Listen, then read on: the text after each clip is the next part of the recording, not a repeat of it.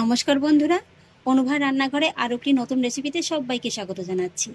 বন্ধুরা, আপনারা তো নানান রকমভাবে চাল কুমড়ো রান্না করে খেয়েছেন, তবে আজকে আমি সম্পূর্ণ নিরামিষভাবে চাল কুমড়োর এমন একটা রেসিপি তৈরি করে দেখাবো, যেটা কথা দিচ্ছি একবার খাওয়ার পরে কিন্তু বারবারই খেতে মন চাইবে। আর এই রেসিপিটি কিন্তু আপনারা ভাত, রুটি, লুচি, পরোটা সব কিছুর সঙ্গেই খেতে পারবেন। খেতে কিন্তু দুর্দান্ত লাগবে। আর সেই জন্য দেখুন বন্ধুরা, এখানে আমি নিয়ে নিয়েছি মাঝারি মাপের একটি কচি চাল কুমড়ো। এবার আমি এই চাল কুমড়োটার 3/2 ভাগ মতো নিয়ে খোসাটাকে ছাড়িয়ে একটু ডুমো ডুমো করে কেটে নেব। এই যে বন্ধুরা, চাল কুমড়োটাকে আমি খুব সুন্দর করে কেটে নিয়েছি। আর আমি যেহেতু গোটা চাল কুমড়োটা ভালোভাবে ধুয়ে নিয়েছি, তাই কিন্তু আর ধুয়ে নিলাম না। আর এই যে দেখুন, ঠিক এইভাবেই কিন্তু একটু মোটা মোটা রেখেই কেটে নিতে হবে। আর এবার আমি এই চাল কুমড়োর গায়ে সামান্য একটু লবণ আর হলুদ মাখিয়ে নেব। সেই জন্য দিয়ে দিচ্ছি 1/2 চা চামচ হলুদ গুঁড়ো আর 1/2 চা চামচ লবণ। লবণ আর হলুদটাকে চাল কুমড়োর গায়ে খুব ভালোভাবে মাখিয়ে নেব। লবণ আর হলুদটাকে চাল কুমড়োর গায়ে খুব ভালোভাবে মাখিয়ে নিয়েছি। আর এবার আমি এই চাল কুমড়োটাকে 5 মিনিটের মতো রেস্টে রেখে দেবো। যেহেতু চাল কুমড়ো একটা জলীয় সবজি, তাই এইভাবে যদি একটু লবণ আর হলুদ মাখিয়ে 5 মিনিটের মতো রেস্টে রেখে দেন, তাহলে কিন্তু চাল কুমড়োর ভিতর থেকে বেশ খানিকটা জল বের হবে। সেক্ষেত্রে চাল কুমড়োটা ভাজতে কিন্তু সুবিধা হবে। ফিরে এলাম 5 মিনিট বাদে। এই যে দেখুন বন্ধুরা, 5 মিনিট এইভাবে রেস্টে রেখে দেওয়ার কারণে কিন্তু চাল কুমড়োটা বেশ খানিকটা নরম হয়ে গেছে। আর আপনাদের দেখিয়ে দিচ্ছি, এই যে দেখুন, এই চাল কুমড়োর ভিতর থেকে কতটা পরিমাণে জল বেরিয়েছে। এইভাবে যদি একটু রেস্টে রেখে দেওয়া হয়, তাহলে কিন্তু চাল কুমড়োর ভিতর থেকে এইভাবে খানিকটা পরিমাণে জল বেরিয়ে যাবে, যার কারণে কিন্তু চাল কুমড়োটা ভাজার সময় আর কোনো অসুবিধা হবে না। এবার আমি রান্নাটা করে নেব। আর সেই জন্য কড়াইতে দিয়ে দেবো 3 টেবিল চামচ সরিষার তেল। আপনারা চাইলে রান্নাটা সাদা তেলেও করে নিতে পারেন। আর এবার যখন তেলটা ভালোভাবে গরম হয়ে যাবে, তখন এই গরম তেলটাকে কড়ার গায়ে এইভাবে একটু ভালোভাবে লাগিয়ে নিতে হবে। আর তারপরেই লবণ হলুদ মাখিয়ে নেওয়া চাল কুমড়োগুলোকে ভেজে নিতে হবে।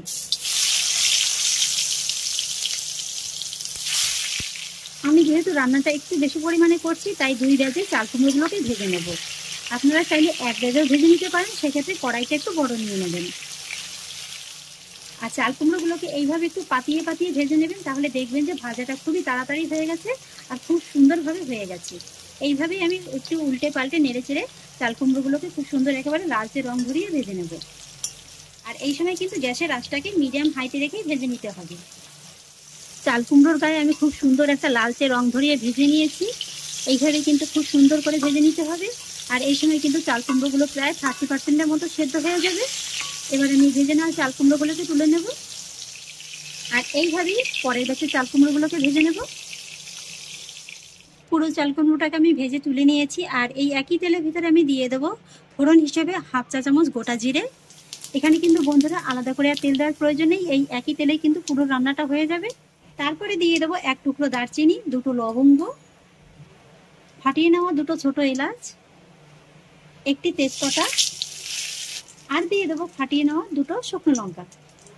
এবার এই ফোড়নগুলোকে হালকা করে একটু মোটামুটি 8 থেকে 10 সেকেন্ডের মতো একটু ভেজে নেব।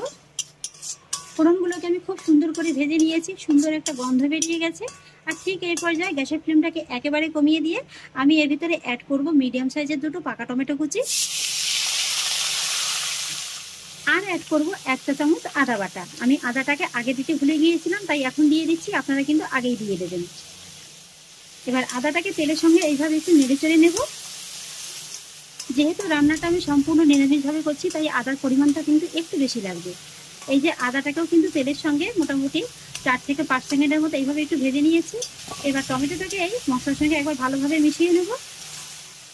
তারপর এই টমেটোর ভিতরে দিয়ে দেবো স্বাদ অনুযায়ী লবণ।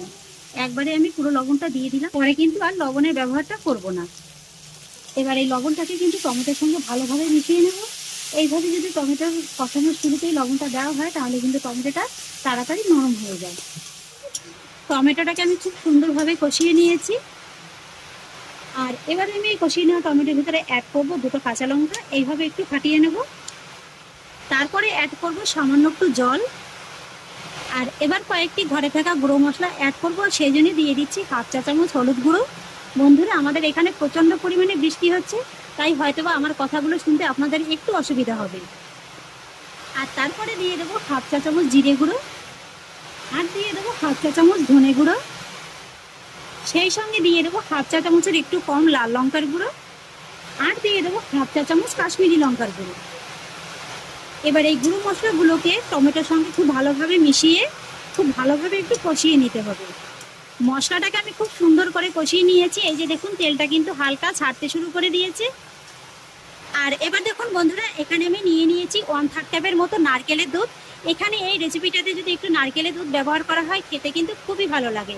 তবে আপনাদের হাতের কাছে যদি নারকেলের দুধটা না থাকে সেক্ষেত্রে কিন্তু আপনারা জাল করা দুধটাও নিতে পারেন, তবে দুধটাকে একটু ঘন করে নেবেন। একবারে কিন্তু পুরো দুধটা দেবো না, এইভাবে অর্ধেকটার মতো দিয়ে দেবো, বাকি অর্ধেকটা পরে কাজে লাগাবো। এবার এই নারকেলের দুধটা কিন্তু মশলার সঙ্গে খুব ভালোভাবে নেড়েচেড়ে মিশিয়ে নিয়ে খুব ভালোভাবে একটু কষিয়ে নেবো। তবে এই সময়টাই কিন্তু গ্যাসের ফ্লেমটাকে একেবারে লোতে রাখবেন। নারকেলের দুধটা দিয়ে আমি মোটামুটি 3 থেকে 4 মিনিটের মতো এইভাবে একটু কষিয়ে নিয়েছি। এই যে দেখুন তেলটা কিন্তু খুব সুন্দরভাবে ভাসতে শুরু করে দিয়েছে। আর এবার আমি এর ভিতরে অ্যাড করব 8 থেকে 10টির মতো কাজু বাদাম বাটা। এইভাবে আমি একটু মিক্সিতে ঘুরিয়ে নিয়েছি। বন্ধুরা, যেহেতু নিরামিষ রান্না, এইভাবে একবার করে দেখবেন, খেতে কিন্তু খুবই ভালো লাগে। কাজু বাদাম বাটাটাকেও ভালোভাবে নেড়েচেড়ে মিশিয়ে নেব। আর সেই সঙ্গে আবারও একটু মিক্সির জার ধুয়ে জলটা দিয়ে দেবো। এবার কিন্তু মশলাটাকে ফাইনালি খুব ভালোভাবে কষিয়ে নেব। এইভাবে মশলাটাকে যত ভালোভাবে কষিয়ে নিতে পারবেন রান্নার স্বাদটাও কিন্তু ততটাই বেড়ে যাবে। আর এই সময় কিন্তু বারবার ঢাকা চাপা দিয়ে দিয়ে মশলাটাকে খুব ভালোভাবে কষিয়ে নিতে হবে। ফাইনালি এবার আমি আপনাদের কষিয়ে নেওয়া মশলাটা দেখিয়ে দিচ্ছি। দেখে নিশ্চয়ই বুঝতে পারছেন যে মশলাটা কত সুন্দরভাবে কষিয়ে নেওয়া হয়ে গেছে। এই যে দেখুন তেলটা কিন্তু এইবার পুরোপুরিভাবে উপরে ভেসে উঠেছে। আর মশলার ভিতরে দেখুন খুব সুন্দর একটা কিন্তু দানা দানা ভাব চলে এসছে। আর এবার দেখুন বন্ধুরা, আমি এই কষিয়ে নেওয়া মশলার ভিতরে অ্যাড করব 1 মুঠোর মতো মুগ ডাল। এই মুগ ডালটাকে আমি শুকনো খোলায় একটু হালকা করে ভেজে ভালোভাবে ধুয়ে জলটাকে ঝরিয়ে নিয়েছিলাম। এই ডালটাকে কিন্তু আলাদাভাবে ভিজিয়ে রাখার কোনো প্রয়োজন নেই। মুগ ডালটাকে এবার কষিয়ে নেওয়া মশলার ভিতরে দিয়ে দেবো। আর এখানে কিন্তু ডালটা খুব বেশি নিতে যাবে না, তাহলে কিন্তু আবার রেসিপিটা খেতে ডাল ডাল লাগবে, খুব একটা ভালো লাগবে না। এবার মিডিয়াম লো ফ্লেমে এই মুগ ডালটাকে মশলার সঙ্গে 1 থেকে 2 মিনিটের মতো এইভাবে একটু কষিয়ে নেব। বন্ধুরা, এই রান্নাটা যদি আপনারা বাড়িতে একবার তৈরি করে খেয়ে দেখেন তাহলেই বুঝতে পারবেন যে স্বাদটা কতটা মজাদার হয়। আর এই সময় যেই কষিয়ে নিচ্ছে না, এত সুন্দর একটা গন্ধ বেরিয়েছে না, বাড়িতে কিন্তু রান্না না করলে বোঝাই যাবে না। যেহেতু এর ভিতরে হালকা করে একটু নারকেলের দুধ ব্যবহার করেছি, যার কারণেই কিন্তু এমন সুন্দর একটা মিষ্টি গন্ধ বেরিয়েছে। ডালটাকেও আমি মশলার সঙ্গে খুব ভালোভাবে কষিয়ে নিয়েছি। আর এবার আমি এর ভিতরে অ্যাড করব ভেজে রাখা কুমড়োটা। চাল কুমড়োটাকেও কিন্তু এই ডাল আর মশলার সঙ্গে ভালোভাবে নেড়েচেড়ে মিশিয়ে নিতে হবে। তারপরে আবারও 1 মিনিটের মতো এইভাবে একটু মশলার সঙ্গে কষিয়ে নিতে হবে। এতে করে কি হবে, এই যে চাল কুমড়ো এবং ডালের ভিতরে কিন্তু মশলাটা খুব সুন্দরভাবে ঢুকে যাবে, সেক্ষেত্রে রান্নাটা খেতেও ভালো লাগবে। চাল কুমড়োটাকেও মশলার সঙ্গে খুব ভালোভাবে কষিয়ে নিয়েছি। আর এবার আমি এর ভিতরে অ্যাড করব বাকি অর্ধেক নারকেলের দুধটা। লো ফ্লেমে ভালোভাবে একবার নেড়েচেড়ে মিশিয়ে নেব। আর তারপরে অ্যাড করব 1/2 চা চামচ চিনি। চিনির পরিমাণটা এখানে খুব বেশি দেওয়ার প্রয়োজন নেই, যেহেতু নারকেলের দুধটা ব্যবহার করেছি তাই অল্প করে দিলেই কিন্তু হয়ে যাবে। আর যেহেতু নিরামিষ রান্না, তার উপরে আবার চাল কুমড়ো, হালকা করে একটু মিষ্টির ছোঁয়া দিলে কিন্তু খেতে খুবই ভালো লাগবে। চিনিটাকেও আমি খুব ভালোভাবে মিশিয়ে নিয়েছি। আর এবার আমি এর ভিতরে অ্যাড করব গরম জল। অবশ্যই কিন্তু গরম জলের ব্যবহারটা করবেন। এখানে আমি পরিমাণ মতো গরম জলটা দিয়ে দিলাম। আর এই রান্নাটা কিন্তু খুব বেশি ঝোলঝোল হবে না, একটু গামাখো গামাখো হবে। জলটাও আমি খুব ভালোভাবে নেড়েচেড়ে মিশিয়ে নিয়েছি। আর এবার গ্যাসের ফ্লেমটাকে মিডিয়াম লোতে রেখে এইভাবে ঢাকা চাপা দিয়ে মোটামুটি 4 থেকে 5 মিনিটের মতো রান্না করে নিতে হবে।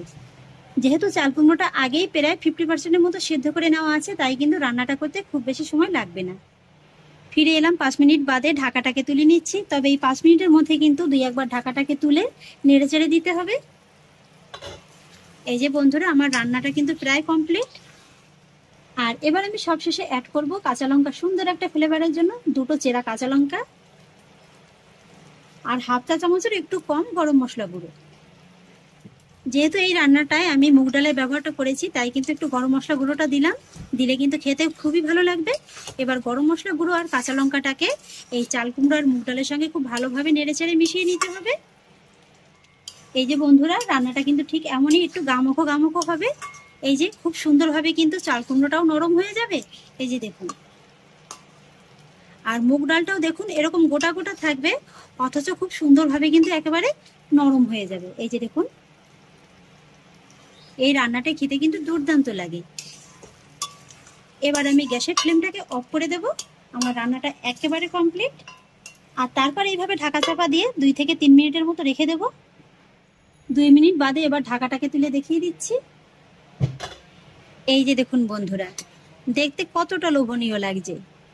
গরম গরম ভাতের সঙ্গে যদি এরকম একটা রেসিপি থাকে তাহলে কিন্তু পুরো দুপুরবেলাটা জমে ক্ষীর হয়ে যাবে।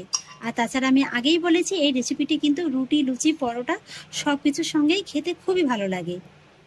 নিশ্চয়ই দেখে বুঝতে পারছেন যে রান্নাটা কতটা লোভনীয় হয়েছে। তাহলে আশা করছি বন্ধুরা আমার আজকের এই চাল কুমড়োর একেবারে নতুন স্বাদের রেসিপিটি আপনাদের খুব ভালো লেগেছে।